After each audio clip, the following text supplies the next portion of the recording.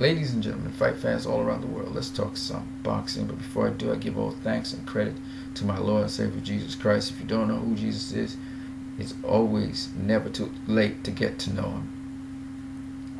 Now this video is just to summarize two things, because I always like to talk about Floyd Mayweather TBE. Floyd Mayweather basically campaigned for most of his career in two divisions, super featherweight and welterweight. These were the divisions that he spent most of his time and campaigned most at. He had the most amount of fights in his welterweight career, believe it or not. But no, actually, he had the most amount of fights in his super featherweight career, but he also had a great number of fights in his welterweight career.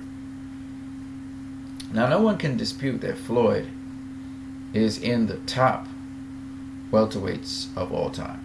All right, he's somewhere at the top of that, and he's also somewhere at the top of the super featherweights, the top super featherweights of all time.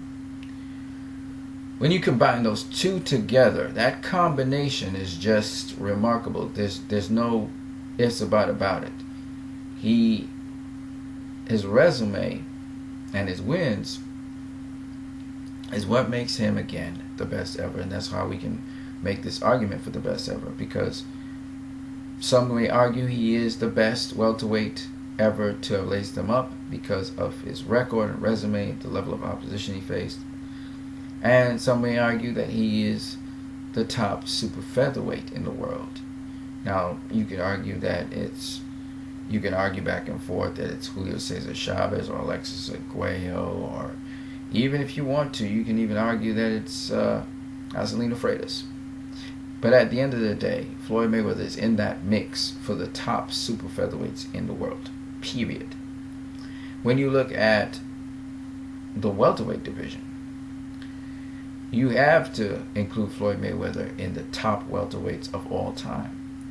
Now take that component, top welterweights of all time, take top super featherweights of all time. Remember, this guy came up from super featherweight to become a welterweight.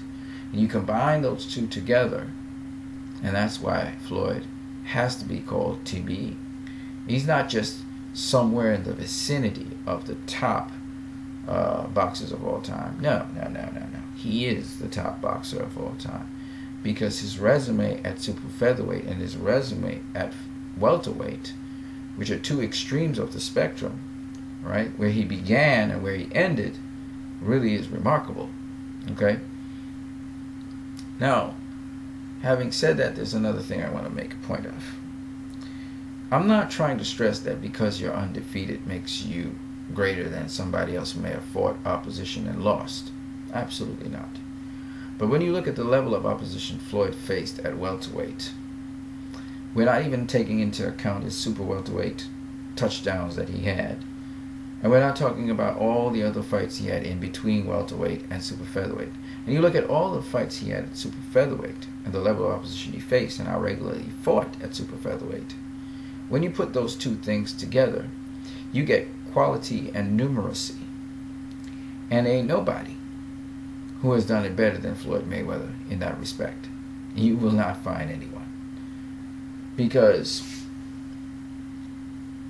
based on that alone, having to find a fighter who is not only dominated everyone he faced in the two major divisions he campaigned at, but now you got to find a fighter who fought the level of opposition consistently back to back, like Floyd Mayweather did in the two divisions that he dominated and campaigned at. You find a fighter in the history of boxing that did that, and I'll definitely give you props. But you won't find it. You won't find it because not even Henry Armstrong was able to do that. So, while many fighters came damn near close to doing it, many of them didn't. And that's the point.